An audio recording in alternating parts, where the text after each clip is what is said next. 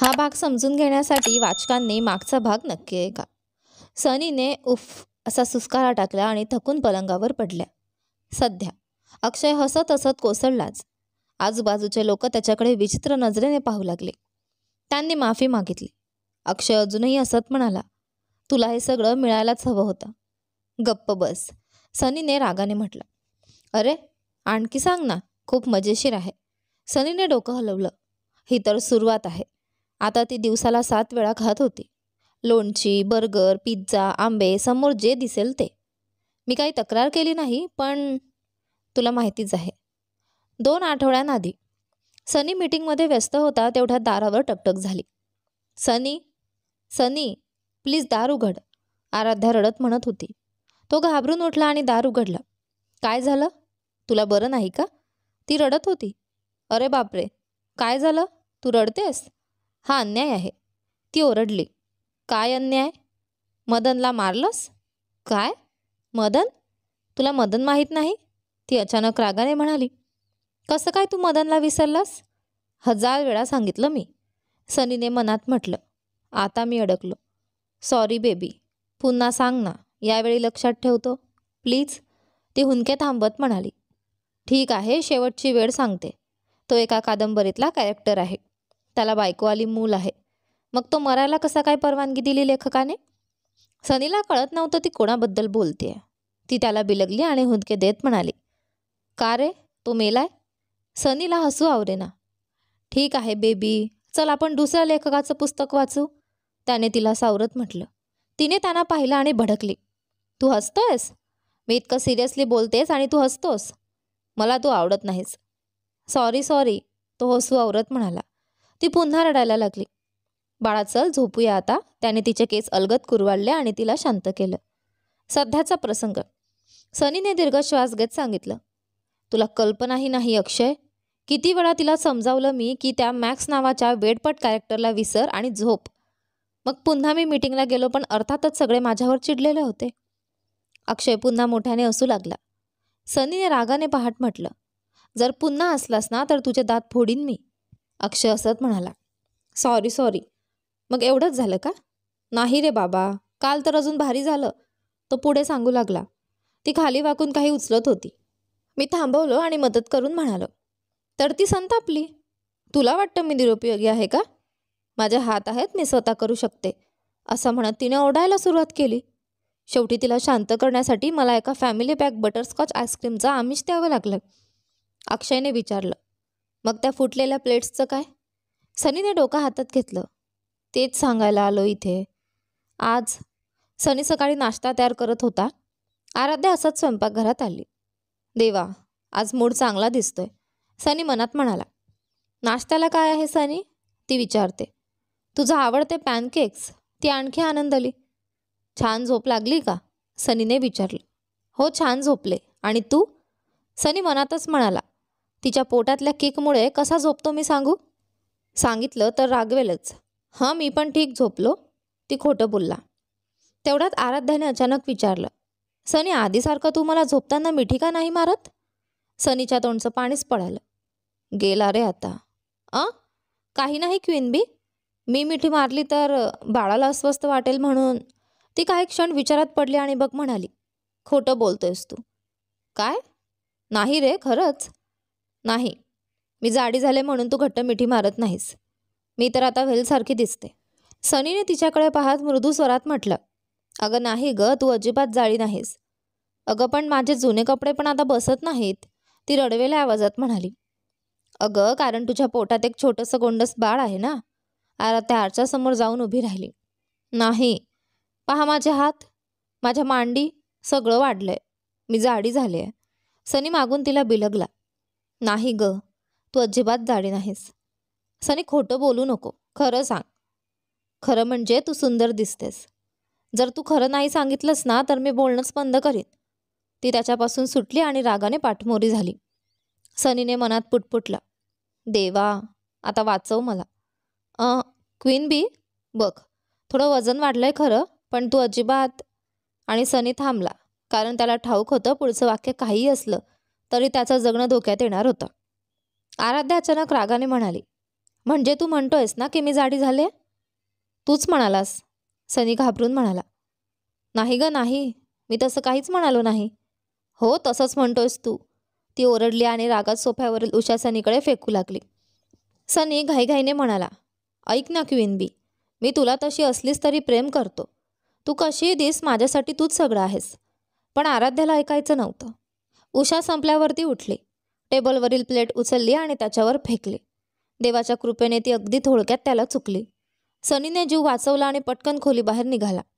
त्याने अक्षयचा नंबर लावला. सध्याचा प्रसंग. अक्षय फोनवर मोठ्याने हसू लागला. तू तू खरंच भन्नाट अवस्थेत आहेस रे. तो हसता हसता थांबत नव्हता. सनीने त्राग्याने म्हटलं, ठीक आहे, आता थांब, पुरे. अक्षय हसणं आवरून म्हणाला, ठीक, पण खरं सांग, मला माहिती आहे मी पण असं अनुभवलंय. आता सांग काय हवं सल्ला? सनीने हताश होऊन विचारलं. तिच्या या मूड स्विंगचं काय करायचं? अक्षय शांत स्वरात म्हणाला, खरं सांगायचं तर काहीच करू शकत नाहीस. तिच्या म्हणण्याप्रमाणे वाग, बस. वा रे वा, किती भारी उपाय सांगतोयस, सनी व्यंगाने म्हणाला. अक्षय हसत म्हणाला, मी खरं सांगतोय रे, तुला कल्पनाच नाही. जेमीच्या हातून मला किती ठोसे आणि चापट्या बसल्या. ती तर आराध्यापेक्षा जास्त खतरनाक होती. सनीने डोळे विस्पारले. असंही होतं? हो रे, एकच मार्ग आहे, अक्षय म्हणाला. काय? जर राहवलं नाही तर थोडं लांब राहा तिच्यापासून. मी उपाय मागितला, पळून जाण्याचा सल्ला नाही. मग काहीच उपाय नाही, अक्षय हसत म्हणाला.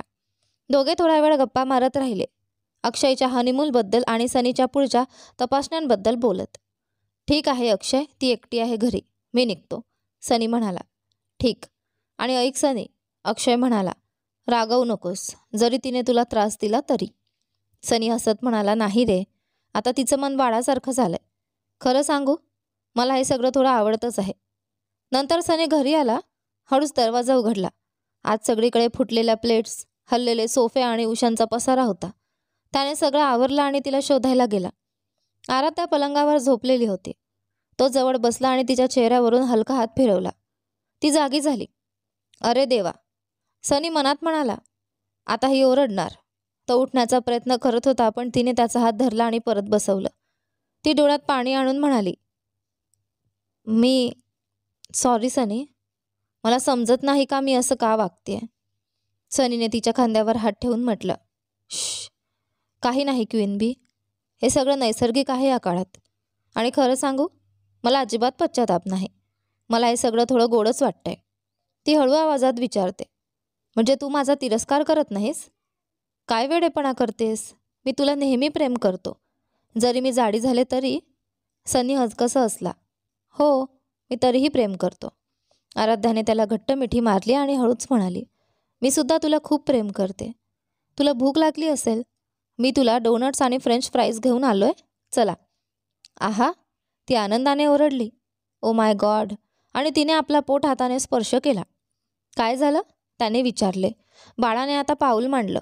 जसा वडील म्हणाला तसं. बाळाच्यामुळे त्यांची जवळीक वाढली होती. तिच्या डोळ्यात त्याच्यावर आणखी प्रेम झळकू लागलं. तिने सनीला बाळाचा ठोका ऐकवला. त्याला अंगावर कौल वाटली. आराध्याच्या मूड स्विंगशी त्याने संघर्ष केला, पण काही दिवसात त्याने हाताळणीची पद्धत शोधून काढली. ती आता दुसऱ्या प्रकारचीच नाजूक होती. एक वेगळेच लहान जेवण. त्या दिवशी त्यांचा चेकअप होता. तिने त्याला बाळाचा हार्टबीट ऐकवला. त्या क्षणी त्याला स्वतःवर खूप दुःख वाटले. तो किती चूक करत होता असं समजलं. रिपोर्ट सर्वसामान्य होते, तरीही तो दर आठवड्याला वडिलांकडे जाऊन काउन्सिलिंग घेत राहिला. आपल्या त्याच दुःस्वप्नांसाठी. आता तिला 9 महिने पूर्ण झाले होते. डॉक्टर म्हणाले की हा आठवडा बाळ येण्याची शक्यता आहे. त्यामुळे सनी खूप उत्साहित आणि घाबरलेला दोन्ही होता. वडील माता नेहमी येत जाऊन तिची पाहणी करत होते, ते सुनिश्चित करायला की ती ठीक आहे. रविवारी सकाळी तो लॅपटॉपवर काही शोधत बसला. ती जवळ आली आणि सोफ्यावर अडकली. हाय, त्याने तिच्या डोक्याला चुंबन दिलं. काही हवंय का तुला? मला असं बाळासारखं लाड करायचं बंद कर, ती हसून म्हणाली. सनी शांतपणे कामात रमला. काही मिनिटांनी ती आनंदाने विचारते, काय करत आहे तू? अरे काही नाही, फक्त बाळाच्या वाढीबद्दल एक लेख वाचतोय. ओके. आराध्या, त्याने हळू विचारले. काय? ती उत्तरली. तुला असं वाटतं मी चांगला बाबा बनेन का? कारण ती हळू हसली आणि त्याने तोंड बंद केलं. श, तू आधीच चांगलं करत आहेस. माझ्यावर विश्वास ठेव. तू आणि तो चांगले मित्र बनताल. तुला काय वाटतं, मुलगा हवा का? ती त्याचा हात घट्ट पकडून म्हणाली. तो की ती मला फरक पडत नाही. मी त्या बाळावर मन खोलून प्रेम करीन. मला वाटतं मी आता तुझ्यासारखीच होत आहे. तुझ्यावर इतकी जळणारी ईर्ष्या. तो हसला. तू नेहमी पहिलीच राहशील. तेवढ्यात ती पोटावर हात ठेवून डोळ्यात वेदना दाखवते. अरे तुला काही झालं का? तो लगेच मुकाबला करत म्हणाला आणि लॅपटॉप बाजूला ठेवला. आह सनी, मला वाटतं वेळ आली आहे. ती थोडा श्वास अडवून म्हणाली. ठीक आहे, शांत श्वास घे. तो फोन घेऊन स्टीफनला फोन करतो. 2 मिनिटात ते हॉस्पिटलला पोहोचले आणि लेबर वॉर्डमध्ये गेले. ती वेदनेने ओरडू लागली. चल रे क्वीन बी, तू समजूतदार आहेस. तुला हे जमणार आहे. मी करतोय. शट अप, ती हाक मारत होती. एक जोर दे. आह, एक आणखी. मी तुला मारून टाकीन रे, जर तू पुन्हा असं म्हटलंस तर. ती रागाने ओरडली. 7 तासांच्या संघर्षानंतर शेवटी बाळाचा जन्म झाला. पण सनीने सर्वात आधी आराध्याकडे पाहिलं. ती बेशुद्ध पडली होती. कॉंग्रॅच्युलेशन सनी, तुला मुलगा झाला आहे. डॉक्टर हसत म्हणाले. पण ती डोळे का उघडत नाही? त्याने घाबरत विचारलं. डॉक्टर तिची तपासणी करत होते पण काहीच बोलत नव्हते. त्याची घबराट वाढत चालली. डॉक्टर काहीतरी बोला ना. नर्सने त्याला थांबवलं. सर शांत व्हा, ती तपासणी करत आहोत. मिस्टर सनी कृपया शांत राहा, डॉक्टर शेवटी म्हणाले. ती पूर्णपणे ठीक आहे. मग ती डोळे का उघडत नाही? ती खूप थकली आहे. थोड्या वेळात शुद्धीवर येईल. खरंच? हो, वचन देते. तो पूर्ण 1 तास बेचैनपणे तिच्या शेजारी बसून राहिला. मनात सतत देवाला प्रार्थना करत होता. देवा, तिला काही होऊ देऊ नकोस. सनी, तिचा हलकासा आवाज आला. तेव्हा त्याने पहिल्यांदा निर्धास्त श्वास घेतला. हाय, तो तिचा हात घट्ट पकडत म्हणाला. तू कशी आहेस? बाळ कसं आहे? तो ठीक आहे. नर्स त्याला कपडे घालत आहे. तो म्हणजे मुलगा? ती हसत विचारते. हो, तुझी इच्छा पूर्ण झाली. थोड्याच वेळात नर्स हसत त्याला बाळ देते. त्याच्या हातात ते छोटंसं बाळ होतं, अगदी कोमल, जणू काही गुलाबाची पाकळी. त्याने सनीचं बोट पकडलं. त्या स्पर्शाने त्याच्या अंगावर रोमांच उभे राहिले. या क्षणापासून मी तुला आयुष्यभर प्रेम करीन, माझ्या मुला. त्याने मनात शपथ घेतली. त्याने बाळाला हलके चुंबन दिलं आणि आराध्याला दिलं. सनी, त्याला तुझे डोळे मिळालेत, ती आनंदाने म्हणाली. मग तुला हवंच होतं ते सगळं मिळालं ना? ती हसून म्हणाली. खरं तर मला दुसरा सनी मिळाला आहे, 1 वर्षानंतर. सनी, बघ ना आपला मुलगा किती गोड झोपलाय, आराध्या हळू आवाजात म्हणाली. तो आपल्या मुलाकडे पाहत म्हणाला. हो, आता समजतंय या घरात किती शांतता आहे. त्याने तिच्या मानेला हलकं चुंबन दिलं. ती वळली आणि त्याच्या गळ्यात हात घातले. आय लव्ह यू, त्यानेही तिला किस करत म्हणाला. क्वीन बी, मला एक विनंती करायची आहे. काय? आपण आणखी एक बाळ करूया? ती आश्चर्याने म्हणाली. काय? सनी, काय म्हणालास तू? मी नीट ऐकलं का? हो क्वीन बी, मला अजून एक बाळ हवं आहे. तू ठीक आहेस ना? कारण तू जरा वेगळं बोलतोयस. मी अगदी खरं बोलतोय. एक मूल आयुष्यात किती आनंद आणू शकतं ते आता समजलंय मला. त्याचं गोड हसू, त्याची बडबड, तो डॅड म्हणून हाक मारतो तो क्षण, त्यासाठी मी सगळं काही देईन. म्हणून जर तुला वाटलं तर आपण आणखी एक करूया. ती हसली. आणि माझे मूड स्विंग्स पुन्हा सहन करशील? खरं तर मला ते आठवतंय, तो डोळा मारत म्हणाला. ती खिळखिळून हसली. लवकर कर मग, तो उठायच्या आधीच. 8 वर्षांनंतर सनी आपल्या वडिलांच्या घरी कार थांबवतो. आराध्याचे वडील देखील तिथे उपस्थित असतात. हाय स्वीटहार्ट, आई आणि बाबा त्याला मिठी मारतात. डॅडी, एक छोटं पाऊल धावत आलं आणि त्याच्या पायाला बिलगलं. हॅलो प्रिन्सेस, तो हसत म्हणाला आणि तिला उचलून घेत चुंबन दिलं. ती म्हणजे अगदी आराध्याचीच प्रतिकृती, फक्त त्वचेचा रंग सनीसारखा, तिचे डोळे आणि तेच गोड हसू अगदी आईसारखं. त्यामुळे त्याने तिचं नाव ठेवलं होतं एलिसा चोप्रा. ती आता 6 वर्षांची होती. मॉम कुठे आहे? तिने आपल्या गोड आवाजात विचारलं. आपण तिच्याकडेच चाललो आहोत. तयार आहेस ना पंपकिन? येस, ती आनंदाने डोकं हलवते. ती खूपच गोड आहे सनी, आई म्हणाली, आणि खूप दयाळूही, बाबा जोडून म्हणाले. टाटा. तू मला तमिळमध्ये अजून शब्द कधी शिकवणार? ईशाने आराध्याच्या वडिलांना विचारलं. पुढच्या वीकेंडला प्रिन्सेस, वचन देतो. त्यांनी तिच्या कपाळावर किस केला. चला प्रिन्सेस, आता सगळ्यांना हक दे, आपल्याला फंक्शनला जायचं आहे. हो डॅडी, ती सगळ्यांना किस देऊन निरोप घेते. थोड्याच वेळात सनी आणि एलिसा एका शाळेबाहेर थांबतात. डॅडी, तुम्हाला माहीत आहे ना नाथन काय बोलणार आहे? हो, त्यांनी आपल्या मुलाचं नाव ठेवलं होतं नाथन चोप्रा, कारण तो अगदी सनीसारखा दिसत होता. हे नाव आराध्याने ठरवलं होतं. माहीत नाही प्रिन्सेस, त्याने सांगितलं की तो सरप्राईज आहे. ते दोघे शाळेतल्या सभागृहात प्रवेश करतात. सर्व पालक खुर्च्यांवर बसलेले असतात. सनी आराध्याला शोधत असतो. अक्षय आणि जेमी त्याला हाताने इशारा करतात. तो स्मित हास्य करत त्यांच्याजवळ जाऊन बसतो. हो, नाथन आणि सीमा एकाच शाळेत शिकत होते. दोघं जिवलग मित्र, पण कधी कधी शाळेत गोंधळही करायचे. ती कुठे आहे? सनीने विचारलं. तुझ्या मुलासोबतच आहे, एका मिनिटात येईल, अक्षय म्हणाला. अचानक त्याचा फोन वाजला आणि त्याचा कॉल होता. हाय अनिता. सॉरी, मी आराध्याला कॉल केला पण तिचा फोन बंद होता. No problem. अनिता आणि जितेशचं लग्न फक्त वर्षभरापूर्वी झालं होतं. त्यांचं नातं काही वर्ष ऑन आणि ऑफ होतं, पण शेवटी त्यांनी जाणलं की ते खरंच एकमेकांवर प्रेम करतात. आता अनिता 6 महिन्यांची गर्भवती होती. नाथनला माझ्याकडून शुभेच्छा सांग. आज त्याचं पहिलं भाषण आहे ना? नक्की सांगतो, सनी म्हणाला आणि कॉल संपला. त्याचवेळी रितिकाचा फोन आला. बिग्गी, मला सांग कसं झालं भाषण? मीच तर त्याला मदत केली होती. सनी हसत म्हणाला, नक्की सांगतो स्क्विरल, लव्ह यू. आता रितिका त्यांच्या घराजवळ राहत होती. ती आता एक प्रसिद्ध मानसोपचार तज्ज्ञ झाली होती आणि अविवाहित होती. फक्त एका वर्षात तिने आपलं नाव कमावलं होतं. तिच्या मेहनतीसोबतच आराध्याचे वडीलही तिला गुंतागुंतीच्या केसेसमध्ये मदत करत असत. हाय गाईज, आराध्या आली. सॉरी, मी आणि संकेत वॉशरूममध्ये गेलो होतो. Mommy and dad. एलिसाने धावत जाऊन त्यांना मिठी मारली. त्यांचं आयुष्य इतकं सुंदर बनलं होतं ते दत्तक घेतल्यामुळे.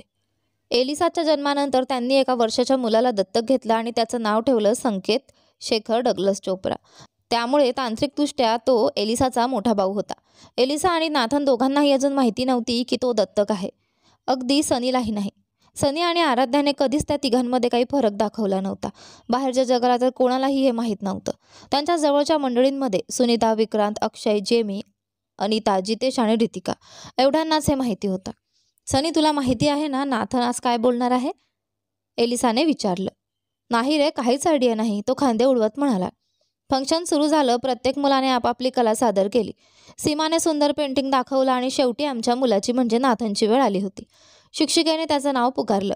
तो माईक समोर गेला, खोल श्वास घेतला आणि त्यांच्याकडे पाहिलं. त्यांनी दोघांनी थम्सअप देत हसून त्याला प्रोत्साहन दिलं. चला नेथन, तू करू शकतोस, सनीने ओढून म्हटलं. लेडीज अँड जेंटलमेन, शुभ संध्या, नाथन म्हणाला. मी आज माझ्या प्रेरणेबद्दल बोलणार आहे. क्षणभर तो थांबला आणि अभिमानाने सनीकडे पाहिलं. माझी प्रेरणा म्हणजे माझे डॅड. डॅड, तुम्ही सगळ्यात बेस्ट आहात. तुम्ही कधीच माझ्यावर हात उचलला नाही, रागवलात नाही. तुम्ही माझ्याशी नेहमी मित्रासारखं वागलात. काम करताना कामात आणि खेळताना खेळात रमणारे तुम्ही खरे मेहनती आहात. कितीही व्यस्त असला तरी आमच्यासाठी वेळ काढलात. माझ्या चुका तुम्ही शांतपणे दाखवल्या आणि मला सुधारायला शिकवलत. तुम्ही कधी आईशिवाय दुसरीकडे पाहिलं नाही. मी रोज पाहतो तुम्ही दोघं एकमेकांवर किती प्रेम करता. तुम्ही परिपूर्ण वडील आहात. मी वचन देतो भविष्यात मीही तुमच्यासारखा होईन, मेहनती, प्रेमळ पिता आणि काळजी घेणारा नवरा. सगळ्यांनी जोरदार टाळ्या वाजवल्या. सनीच्या डोळ्यात आनंदाश्रू चमकले. आराध्याने हळूच कानात कुजबुजली. सनी, ऐकलंस का? त्याने तुला सर्वात चांगला वडील म्हटलंय. नाथन खाली आला आणि धावत येऊन सनीला मिठी मारली. सनीने त्याच्या कपाळावर चुंबन दिलं. त्याला वाटलं बिझनेसमॅन ऑफ द इयर पुरस्कार मिळाल्यावरही इतका अभिमान वाटला नव्हता जितका आत्ता. कार्यक्रम संपल्यानंतर सगळे घरी परतले. नाथन, तुझं भाषण अप्रतिम होतं. मी मोठा झालो की मी पण असंच बोलणार, एलिसाने कौतुकाने म्हटलं. हो, मी सुद्धा, पण मी आईबद्दल बोलेन, संकेत म्हणाला. अरे माझा गोड मुलगा, आराध्याने त्याच्या कपाळावर चुंबन दिलं. ठीक आहे, ऐका सगळ्यांनी. आजची रात्र नाथन चोप्राची. सांग माझ्या मुला, तुला काय हवंय? नाथन, कृपया आईस्क्रीम आणि इथं आमच्या फार्म हाऊसमध्ये एक विकेंड माग. सनी आणि एलिसा यांनी दोघांनी विनंती केली. नाथन हसत म्हणाला. हो, मला आणि माझ्या भावंडांना आईस्क्रीम हवंय आणि आमच्या फार्म हाऊसमध्ये एक विकेंड, आराध्या हसत म्हणाली. नाथन, मी तुझ्या इच्छा विचारल्या होत्या, तुझ्या भावंडांच्या नाही. त्यांच्या इच्छा म्हणजे माझ्याच इच्छा आहेत, त्याने ठामपणे उत्तर दिलं. तो अगदी तिच्यासारखाच होता, आपल्या आवडत्या लोकांसाठी काहीही करण्यास तयार आणि कधीकधी हट्टी देखील. एलिसा मात्र सनीसारखी, तीक्ष्ण, आत्मविश्वासू आणि नेहमी आपल्याला जे हवं ते मिळवणारी. पण तिचे प्रियजन काही मागतील तर ती क्षणाचाही विलंब न करता त्यांच्यासाठी ते देई. नाथन मात्र पूर्णपणे आईचा मुलगा होता. तो कधी भांडण सुरू करत नसे, पण जर त्याला कळालं की एलिसा किंवा नाथनला कोणी दुखावलंय तर तो गप्प बसत नसे. आणि त्याला फुटबॉलची खूप आवड होती. सगळ्यांनी आईस्क्रीम खाल्लं. मग मुलांना झोपवून आराध्या आणि सनी त्यांच्या खोलीत परत आले. ती त्याच्या छातीवर डोकं ठेवून कुशीत शिरली. आराध्या, आपण उद्या आपल्या फार्म हाऊसला जाऊया का? सनी म्हणाला. का? तिने हळू आवाजात विचारलं. मला आईला सांगायचं आहे. आज नेथनने जे बोललं त्याने मला किती अभिमान वाटला. त्याने माझ्याबद्दल ज्या प्रेमाने सांगितलं ते माझ्या आयुष्यातलं सर्वात मौल्यवान क्षण होता. आराध्या हसली. तेच तर आपलं जग आहे ना सनी. हो. मला अजूनही विश्वास बसत नाही. कशावर? ती विचारते. पूर्वी जेव्हा मी दारूच्या आहारी गेलो होतो तेव्हा जर कोणी सांगितलं असतं की एक दिवस माझ्याकडे यशस्वी कंपनी, प्रेमळ पत्नी आणि सुंदर मुलं असतील तर मी हसून टाकलं असतं. आराध्या त्याच्याकडे पाहून म्हणाली, आपण नियतीने जोडलेलो आहोत सनी. म्हणूनच त्या रात्री मी तुला भेटले. सनीने तिच्या ओठांवर हळू चुंबन घेतलं. माझं आयुष्य बदलल्याबद्दल धन्यवाद. ती कुजबुजली. मी तुला माझ्या शेवटच्या श्वासापर्यंत प्रेम करेन. तो हसत म्हणाला, आणि मी त्याहूनही जास्त काळ तुझ्यावर प्रेम करेन. त्या रात्री दोघे प्रेमात विरघळले, शरीराने आणि आत्म्याने एकरूप होत. नशिबातील लग्न हे कथा आपली आता इथे संपली आहे. ही संपूर्ण कथा आणि या संपूर्ण कथेचे भाग तुम्हाला कसे वाटले मला कमेंट करून नक्की सांगा. व्हिडिओ आवडला असेल तर व्हिडिओला लाईक करा, शेअर करा. चॅनलवर नवीन असाल तर सबस्क्राईब करा. धन्यवाद.